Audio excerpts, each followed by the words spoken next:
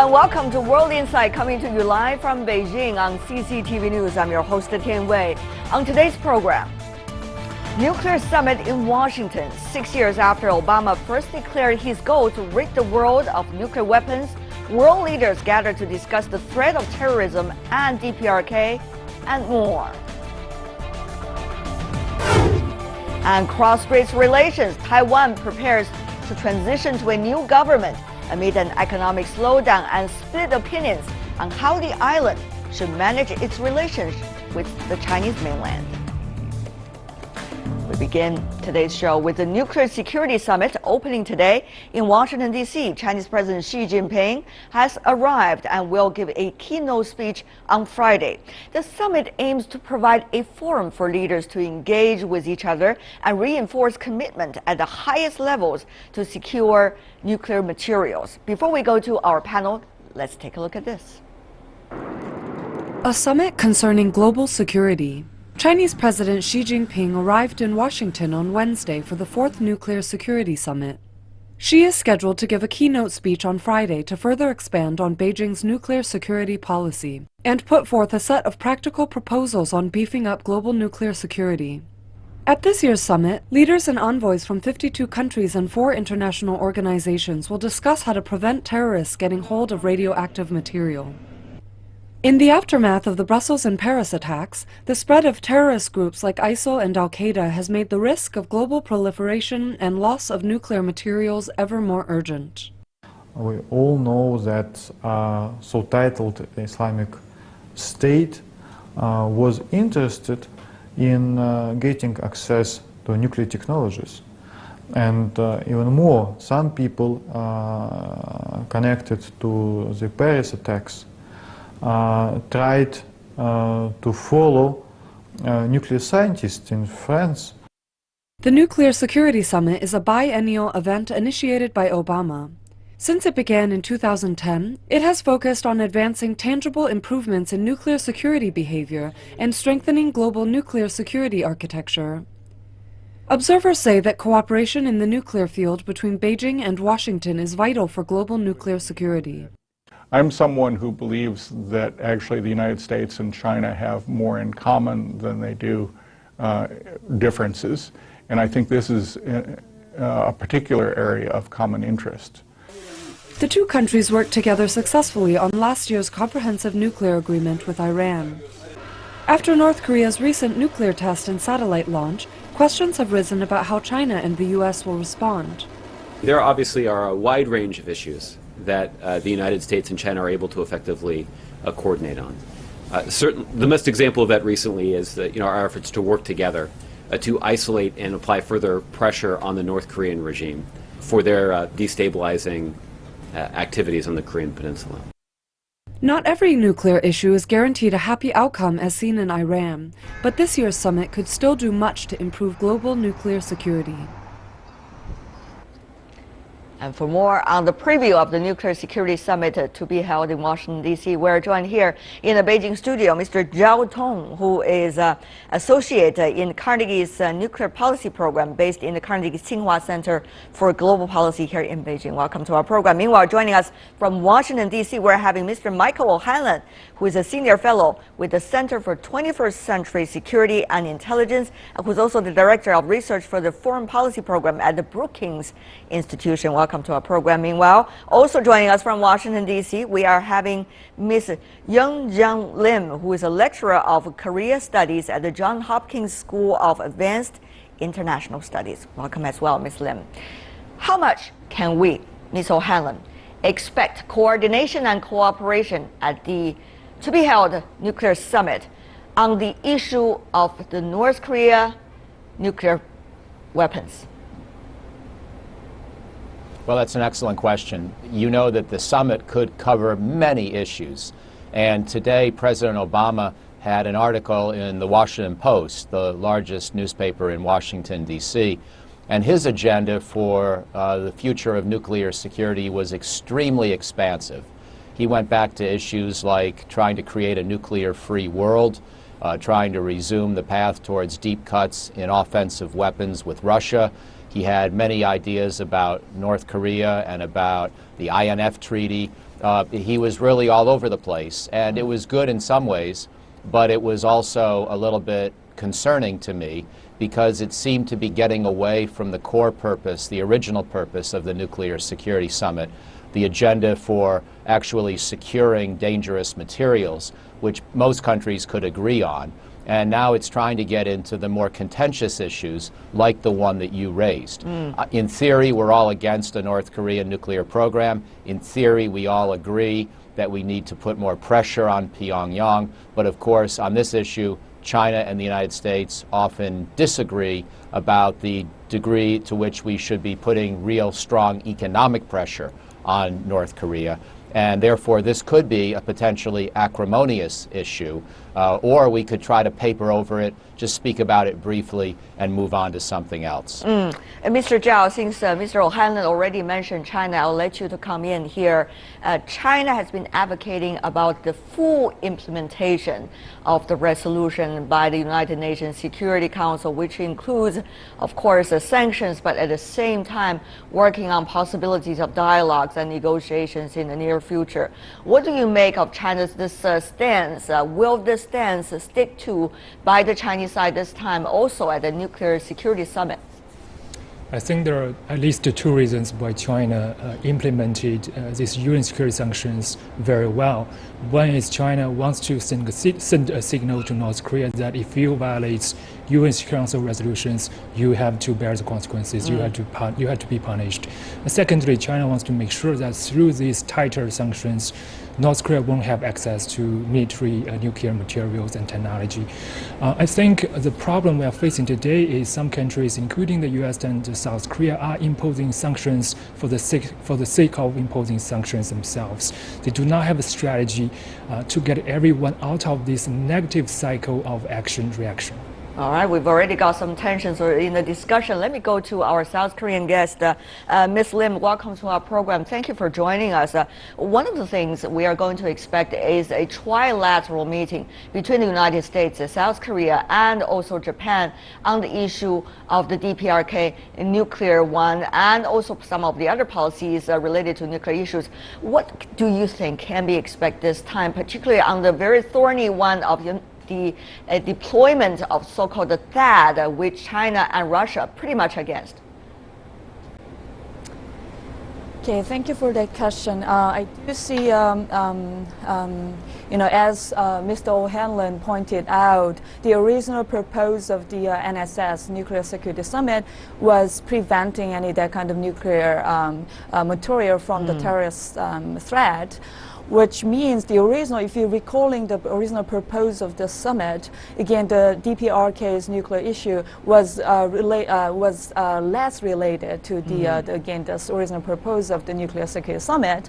But as we all know, I mean, ever since their first nuclear test, which was followed by their another nuclear missile launch, this is the first time ever, I mean, to have of course, except Russia, but every other the key top leaders of the key countries together. So I do believe this is a kind of rare and pretty precious opportunity for the presidents or the prime ministers of the key countries to think about it together. So some probably theorists will describe this as a kind of gift basket opportunity. So I do want to see that kind of more like deepened more progressed discussions among the key countries, of course, including Japan and China as well. Right. We've already seen 4 parties from the earlier 6-party talks mechanism existing this time at this year's Nuclear Security Summit. But whether that will be pushed further in terms of its prospect, it's a big question mark. But let me follow up by asking you, Ms. Lim, about another thing going on today between South Korea and China. South Korea returned for the 3rd time the remains of Chinese People's Volunteers, namely those Chinese soldiers who fought in the Korean War decades ago, to the Chinese side with a very solemn ceremony today. Of course, that's part of the partnership between these two countries in terms of remembering the history and looking into the future. What do you make of the current stage of the relations between Beijing and Seoul, and eventually having an impact on what is going on at the negotiations? Leadership, again, the President Xi Jinping and the President Park Geun-hye, the relationship was almost like unprecedented good. So in that from that kind of point of view, even though we still can have a kind of consensus points, including like THAAD deployment or more like a more hawkish or a hard sanctions against the DPRK, but still I strongly believe that this more cooperative relationship cannot be replaced by another, or cannot be challenged by the DPRKs, that kind of provocations or threats. I see. That's of course about South Korea. What about China, Mr. Zhao? There has been different kinds of international media reports suggesting China has not been fully implementing its commitment to the UN Security Council resolution, even though the Chinese Foreign Minister Wang Yi said very clearly China is sticking to it. One of the things is that, Mr. Zhao, China and the DPRK is having 90% of DPRK's overall international trade just between China and the DPRK border. So how China is doing it is going to have a big impact, and of course also having a big impact on China's negotiating power this time at the nuclear summit, once we touch on the DPRK nuclear issue. Mr. Zhao, your input here. Regarding the THAAD deployment issue, I think THAAD deployment will have a negative impact on Chinese security interest. But more importantly, from the Chinese perspective, THAAD indeed can help protect the southern part of South Korea. But the deployment of this system will further promote North Korea to double down its efforts on nuclear development. So that's a Chinese concern as well. Recently, U.S. has offered invitations to have a direct discussion with China on THAAD. I think that's a good development. There should be direct coordination among the three, U.S., China, and South Korea. In terms of Chinese economic ties with North Korea, we have to bear in mind that we cannot cut off the economic lifeline to North Korea, because the only way to peacefully resolve North Korean issue in general is to gradually encourage North Korea to liberalize its economy, to come again, to become another, a normal international member again. Right. So cutting off its economic timeline to press the North Korea into the corner is very counterproductive to that long-term goal. Mr. O'Hanlon, this is no secret that we are in a dilemma right now, the international community, as to what to do with the DPRK and how to coordinate them among ourselves, because everyone has their own agenda and priority on this issue. But Mr. O'Hanlon, given the very time limit, only 2 days of this summit, and there will be enormous amount of trilateral, bilateral, unilateral kinds of meetings, what do you expect could be happening from the Obama administration, which is already on its way to the end of its term, to happen this time on the DPRK nuclear discussion? Can it be ever in the legacy of President Obama? Well, I don't know if it would be productive to focus the Nuclear Security Summit on the DPRK That's issue. right.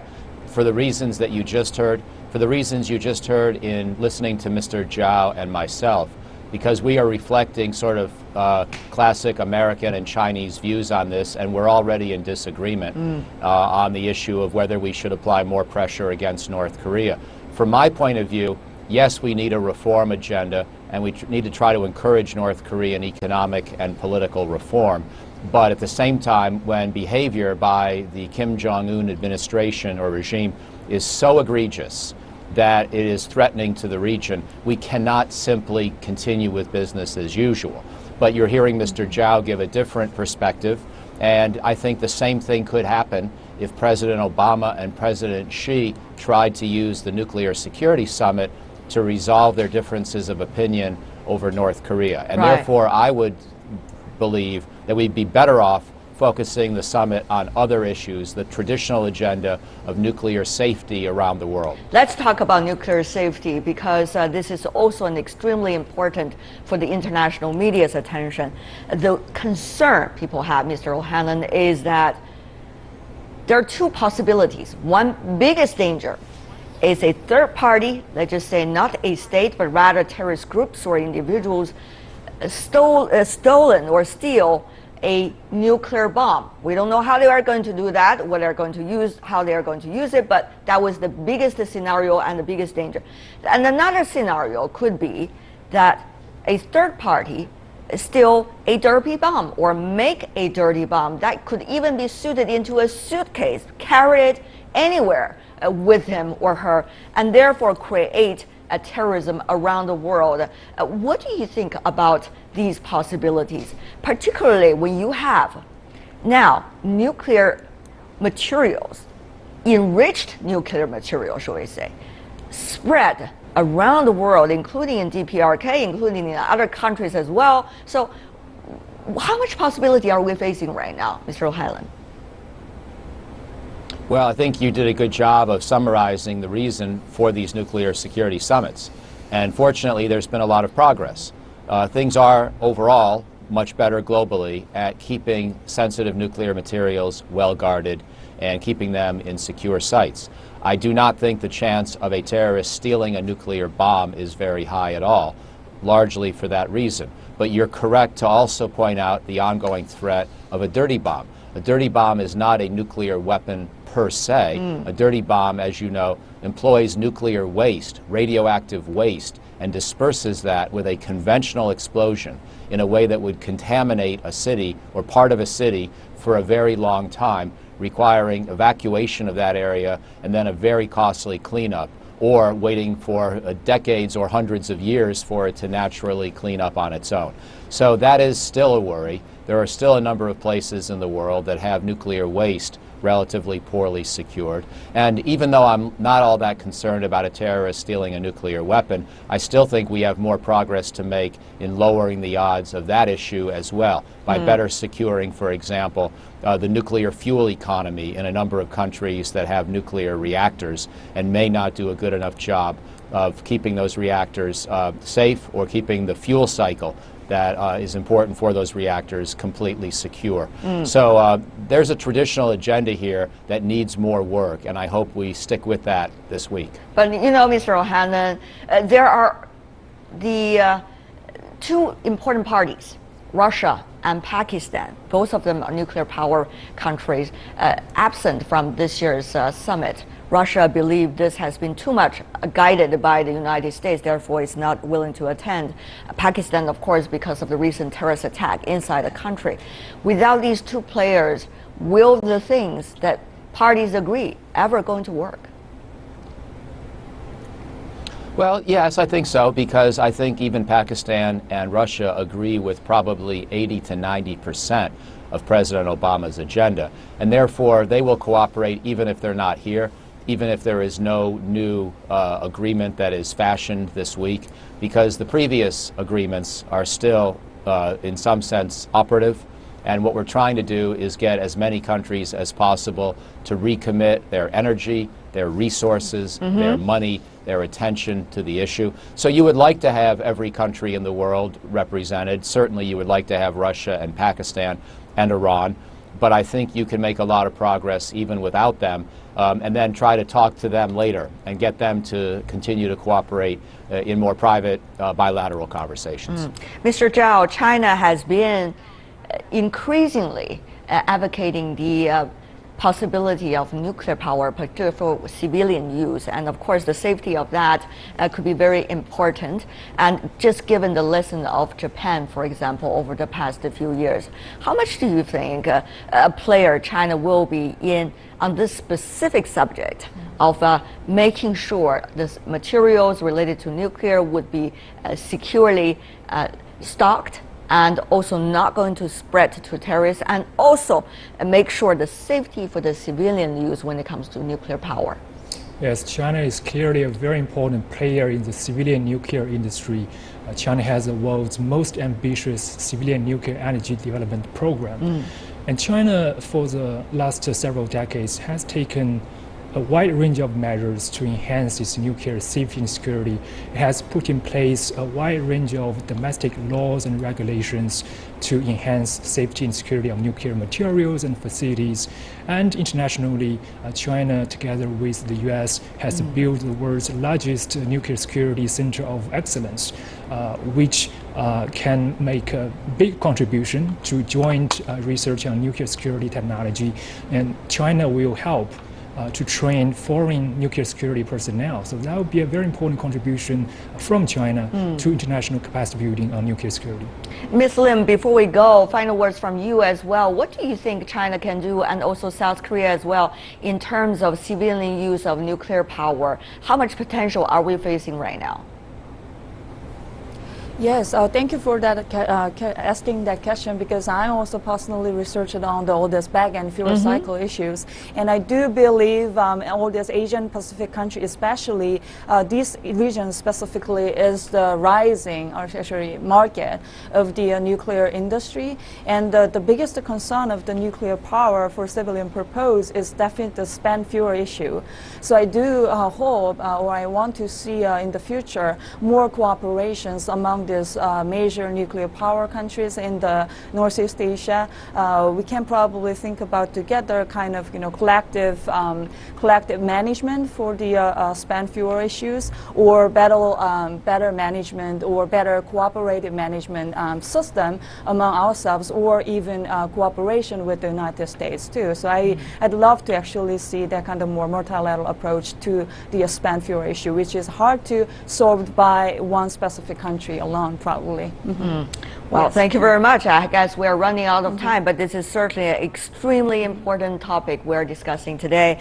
Michael O'Hannon from the United States, Yu Lim coming from South Korea, and also Mr. Zhao Tong here in Beijing. Really appreciate it for being with us. Thank you so much to the three of you. Thank you. Thank you. Stay with us here on World Insight. We got our final segment coming right up. A new government for Taiwan as the island prepares to transition cross-strait relations. Ma Ying-jeou met with leader-elect Tsai Ing-wen on Wednesday as the island faces an economic slowdown and split opinions on how the new government should handle its relationship with the mainland going forward.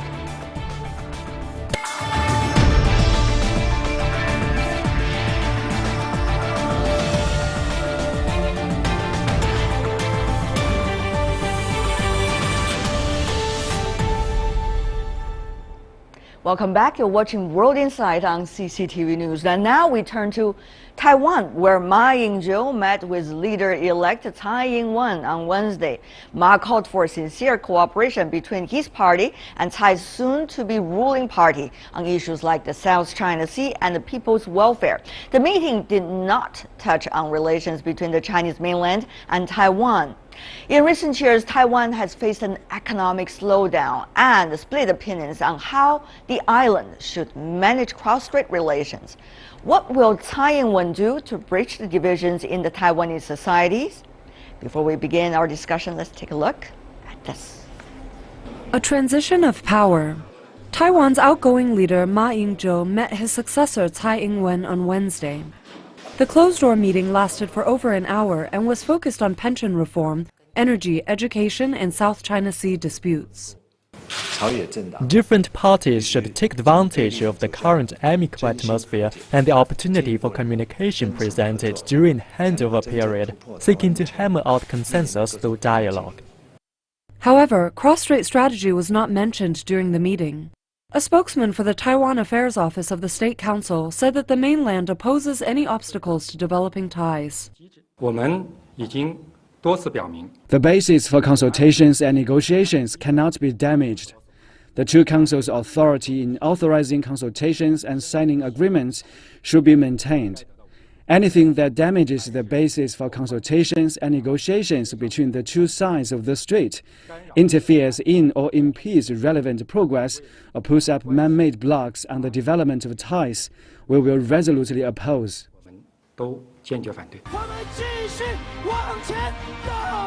Tsai Ing-wen was elected as Taiwan's leader in January this year, receiving more than 50% of the vote to Kuomintang candidate Eric Chu's 31%. But that doesn't tell the whole story. Some young voters have been disappointed with both the Kuomintang and Tsai Ing-wen's Democratic Progressive Party. I have to choose one from two rotten apples. The Democratic People's Party has to deal with public welfare. It seems that Tsai is trying to win first before planning well for what's next. And the Kuomintang do not care much about young voters. Tsai Ing-wen will take office in May this year, and many people expect that Taiwan will see some changes. But economic growth has slowed significantly over the past year, and wages have stagnated, with housing prices in major cities like Taipei remaining out of reach for many people. Meanwhile, the DPP has a history of advocating Taiwan independence, a policy strongly opposed by the Chinese mainland. It seems clear that Tsai faces many challenges, not only in Taiwan but outside the region. For more on cross-strait ties, we are joined here in our Beijing studio, Gregory In and Zhang, our current affairs commentator, originally coming from the mainland, then lived in Taiwan, and then emigrated to the United States, now coming back to Beijing again. Welcome to our program. Right. Meanwhile, in Taipei, we have Mr. Cheng Youping from the Department of Public Administration and Policy at the Taipei University. Professor Cheng, welcome. And joining us from Washington, D.C., we're having Mr. Douglas Paul, who is Vice President of the Carnegie Endowment for International Peace. Welcome as well, Mr. Paul. So, first of all, let me go to you, Professor Cheng, because you're in Taiwan, you know this better than all of us.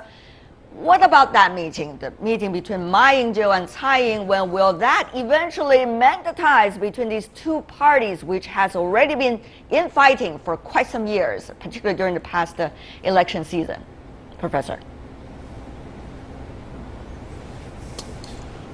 Well, it has been a long-awaited meeting because people all knew that this is a symbolic meeting between the two of them.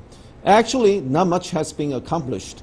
We've heard different sides giving their side of the stories, but still, Tsai Ing-wen and Ma Ying-jeou did not have much of a overlap. We can also observe the political differences between Ma and Tsai, or KMT and DPP, particularly when Tsai and Ma failed to really discuss the most important challenge or policy facing Taiwan today, that is the cross-strait policy vis-a-vis mainland China. And we can understand that Tsai Ing-wen obviously is trying to stay silent and then avoid this issue because obviously she hasn't come up with a clear roadmap for her administration. And Tsai Ing-wen did say something about the South China Sea issue. When Ma suggested that DPP should not be absent from the Taiping Island dispute, Tsai Ing-wen did say, please do not misjudge DPP's position on this matter. Okay. And that's very interesting because people have always speculated that DPP might relinquish Taiping Island after they assume power.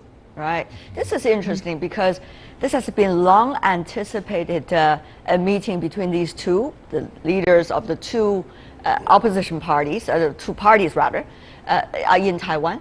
But then how will that words be interpreted? Do they really mean what they think when they are at this meeting? That is an interesting question. Mr. Paul, you have a long history of understanding the local politics in Taiwan. What do you make of this meeting? This is in transition. In May, Tsai Ing-wen is going to come into power. So can anything really happen during this period of time, Mr. Paul? Well, the specific events are really going to be left for the new administration to introduce after it takes office. And so looking for signs of departures or new initiatives would not be appropriate at this kind of meeting.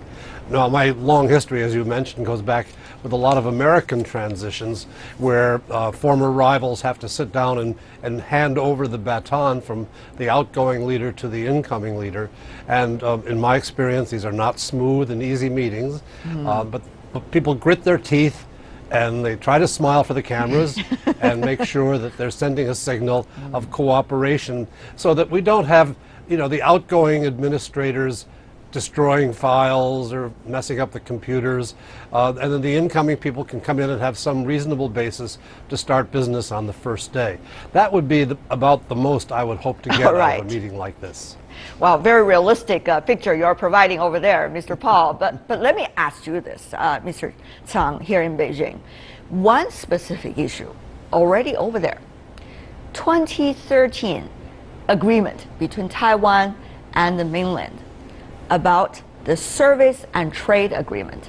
This, of course, has been in dispute in Taiwan for a long time, but it is now in the legislature to be reviewed, and people can and should expect some result in the near future. This is also taking place during this transition time between the two political parties, which have very different views about how to deal with the mainland to begin with. Mr. Chang, what can be the fate of this specific document, which is eventually very important for Taiwan? Of course, when Ma Ying-jeou was in charge, DPP played the role of opposition party. They did everything humanly possible to stop, to object events, even though are useful, helpful to facilitate the exchange, economic development between the two sides on Taiwan Strait. This time, I think Tsai Ing-wen is facing the challenge now. She's in charge. DPP is the party in power. So what she can do in legislation, for example, whether she would facilitate the passing of this trade and commodity agreement or not, is the first test of how serious she meant to do things good for the people in Taiwan and also maintain a good interaction with mainland China. The test is real, it's hard, it's right there. Professor Chung, Ms. Tsai has to pretty much take a balance. On the one hand, facing up to the realities of Taiwan's economic situation and also the realities of the relations across the straits between the two sides, but at the same time make sure she's going to delicately balance her party lines, because the party was originally pretty much against the relations with closer relations with the mainland. But now, of course, when she's empowered, things could change to a certain extent. So, Professor Chung, help us to analyze what kind of a balance does she need to take right here? Is she, according to your analysis, capable of doing it? I think let's have Professor Chung from Taipei for now, okay. And we'll come back to you. Professor. I have to say that it is a very difficult situation for her. I wouldn't envy her position right now, because on the one hand, she has Taiwanese independence fundamentalists or these radicals behind her. Those are the people who supported her into today's position. However, at the same time, once you're in power, you're facing the cold political reality that Taiwan's economy is highly dependent upon cross-strait exchanges. Therefore, she has to find an optimal path in between the moderates and the radicals. However, I would say that Tsai Ing-wen is trying to stay ambiguous and trying to stay vague at this moment, because she has not been able to reach a political compromise within her own party. And I have to say that she is not able to satisfy Beijing's expectation about a 1992 consensus, and at least recognizing that both sides belong to a one China. And words through the grapevine in Taipei is that by the time May 20th comes along, she will not be able to come up with a satisfactory answer, but she will try to make Beijing less than totally disillusioned, at most disappointed, and staying with her for some hopes. She's trying to buy more time, in fact.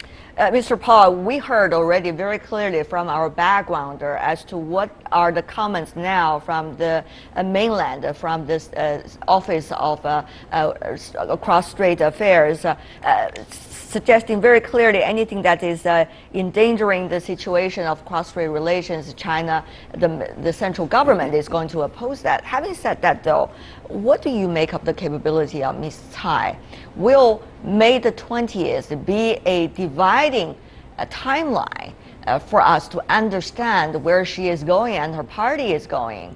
Or she can, and she would be, remain vague for a long time. And what would that mean, really, for cross-strait relations, Mr. Paul? Well, nobody really knows the answer to your questions except Tsai herself.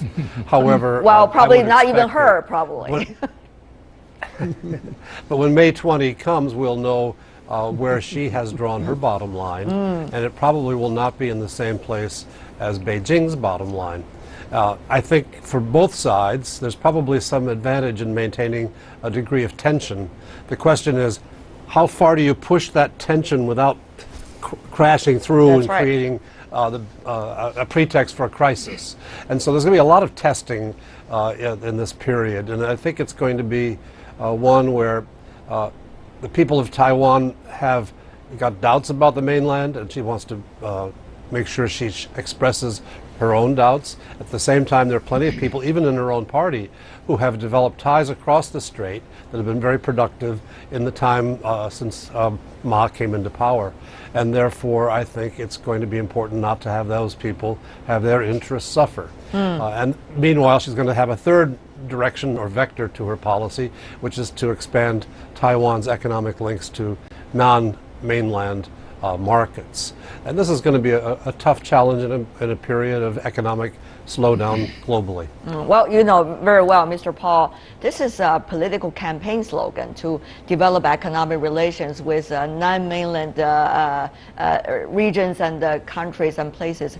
But easier said than done. Trade relations is not that easy to be matured. Having said that, though, let me further by pushing you a little bit, asking you, will this 2013 Service and Trade Agreement, which is now, I mentioned earlier, in the process of being reviewed by the legislature in Taiwan, will that be the very first sign that people will be able to judge where the political atmosphere in Taiwan is going?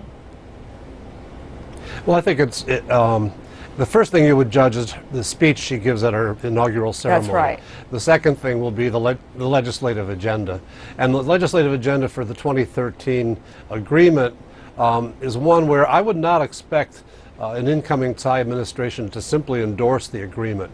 My experience has been that when new administrations of a different party come in, but they see merit in the agreement, but they've been in a different political position, they say this agreement needs review or this agreement has components that need revision. The good news for cross-strait relations is that with a strong majority in the legislature, with a strong leadership in the legislature loyal to Tsai Ing-wen, that it's possible to avoid the kind of intra-party struggle that went on between Ma Ying-jeou and Wang Jinping when he was Speaker of the Legislative Yuan. Their games were played, and one of the reasons that the Sunflower Movement erupted was that people felt that the normal process for legislative consideration was being subverted by parliamentary maneuver. There's less chance of that now, and therefore more prospect of a smooth implementation once they decide how much of the agreement they want to accept. Mr. Chang, living here on the mainland, you get very familiar with the mentalities here about how to develop a closer relations across the Taiwan Straits, and people why they are so much interested in this and concerned about the vulnerabilities. Mr. Chang, of course, we see a lot of things going on at the same time. The United States presidential election going on, they have primaries, sometimes they're targeting China on certain kinds of debates. Whether have an impact or not, that's another question. And then you also have a transition inside Taiwan when it comes to political parties. You also have China becoming more mature when it comes to international relations and regional roles. What do you make of, at this moment, this transition? Will all factors contributing to what we consider as a smooth transition, or actually there could be a lot of factors in fact urging us to be on alert? I expect a rather smooth transition because Taiwan is mature in the area of democratic practice. In the past, as you know, in the 2000-2008, is a different transition from Li Denghui to Chen Shui-bian to Ma Ying-jeou. This time is more stressful, it's more sensitive. Nevertheless, I think the reason they did not discuss cross-strait relations at the one-on-one meeting is to avoid a controversial issue, to make the process seemingly amicable. Nevertheless, this test is on its road. For example, DPP cannot afford not to deliver its promises to the voters 4 years from now. For example, if Taiwan's economy goes down the drain, social stability is gone, and mainland China's inaction is affected, even become a so-called troublemaker in the eyes of the American authorities. So it's lucky, it deserved to win this leadership position in Taiwan, but the test is coming, and it's a serious test. I do hope Tsai Ing-wen would look at a larger picture, not thinking of the party interest itself, consider the Taiwan's progress economically, socially, and politically, at the same time maintain active and positive interaction with mainland China, dealing well with neighboring countries. In the long run, everybody get benefit from her leadership. Hopefully that is the case. Professor Chung, your final words also about the current situation to expect.